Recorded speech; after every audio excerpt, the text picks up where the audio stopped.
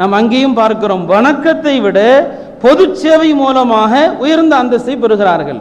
ஹஜ்ரத் ஜாபிர் ரலியல்லாஹு அன்ஹு சொன்னாங்க, ஒரு ரமலானுடைய மாதம், ரமலானுடைய மாதத்திலே நாங்கள் ரசூல் ஸல்லல்லாஹு அலைஹி வஸல்லம் அவர்களோடு ஒரு பயணத்திலே நாங்கள் சென்றிருக்கிறோம். இப்போ ரமலானுடைய மாதத்திலே பயணத்தில் இருந்தால் மார்க்கத்திலே நோன்பை வைக்க அனுமதி இருக்கிறது, நோன்பை விடுவதற்கும் அனுமதி இருக்கிறது.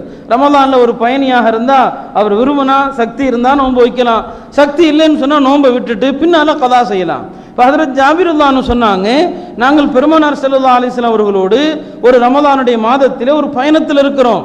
கடுமையான வெயில் காலம், எவ்வளவு வெயில், சில சஹாபாக்கள் வெயிலை தாங்க முடியாமல் தங்களுடைய கரத்தால் மறைத்துக் கொள்றாங்க, சில பேர் துணியால் மூடிக்கொள்றாங்க, அவ்வளவு கடுமையான வெயில். அப்போ யார், சில பேர் நோன்பு வச்சிருக்கிறாங்க, சில சஹாபாக்கள் நோன்பு வச்சிருக்கிறாங்க, சில பேர் நோன்பு வைக்கல. யார் நோன்பு வச்சிருக்கிறாங்களோ அவங்க வெயிலை தாங்க முடியாம, அந்த வெயிலில் ஏற்பட்ட அந்த கொடுமையை தாங்க முடியாம அவர்களெல்லாம் மயங்கி விழுந்துடுறாங்க, எந்த வேலையும் அவங்களால செய்ய முடியல. ஆனால் இந்த நோன்பு வைக்காத சஹாபாக்கள் அவங்க என்ன செய்றாங்கன்னு சொன்னா, கூடாரங்கள் அடிக்கிறாங்க, ஒட்டகங்களுக்கெல்லாம் தண்ணீர் புகட்டுறாங்க, எல்லாருக்கும் என்னென்ன தேவைகள் இருக்குதோ அதையெல்லாம் செஞ்சு கொடுக்குறாங்க.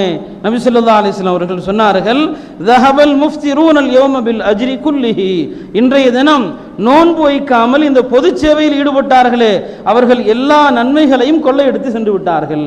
சில பேர் நோன்பு வச்சிருக்கிறாங்க, சிலர் நோன்பு வைக்கவில்லை, ஆனால் நோன்பு வைக்காமல் கூடாரங்கள் அடிப்பதிலும் தண்ணீர் புகட்டுவதிலும் ஈடுபட்டிருந்தார்களே அந்த பொது சேவையில் ஈடுபட்ட தோழர்கள் இன்றைய தினம் எல்லா நன்மைகளையும் அடிச்சுட்டு போயிட்டாங்கன்னு சொன்னாங்க.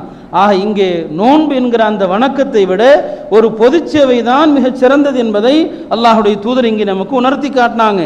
ஆக இந்த அடிப்படையிலே நம்முடைய மார்க்கம் ஒரு மனிதன் தன்னுடைய தனிப்பட்ட இபாதத்துகளை மட்டும் பார்க்காம சமூகத்துக்கு ஆற்ற வேண்டிய பணிகளையும் உணர்த்துகிறது.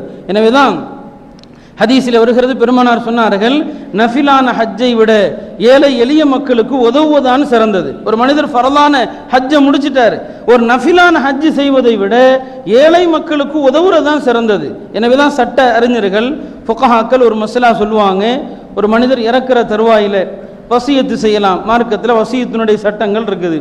இப்போ இறக்குற நேரத்தில் ஒரு மனிதன் தன்னுடைய பிள்ளைகளிடத்தில், அவர் கடமையான ஹஜ்ஜை முடிச்சிட்டார், தன்னுடைய பிள்ளைகளிடத்தில் எனக்காக நஃபில் ஹஜ்ஜு செய்யுங்க, இப்படி வசியத்து செய்கிறது நல்லதா, அல்லது என்னுடைய சொத்திலிருந்து இன்னார் இன்னாருக்கெல்லாம் உதவி செய்யுங்க என்று வசியத்து செய்வது நல்லதா? உலமாக்கள் சொல்றாங்க, கடமையான ஹஜ்ஜை நிறைவேற்றிய ஒரு மனிதர் மரண தருவாயில் தன்னுடைய வாரிசுகளிடம் எனக்காக நஃபிலான ஹஜ்ஜு செய்யுங்கள் என்று வசியத்து செய்வதை விட தர்மம் செய்யுங்கள், இல்லாத மக்களுக்கு உதவுங்கள், இந்த வசியத்து தான் சிறந்தது.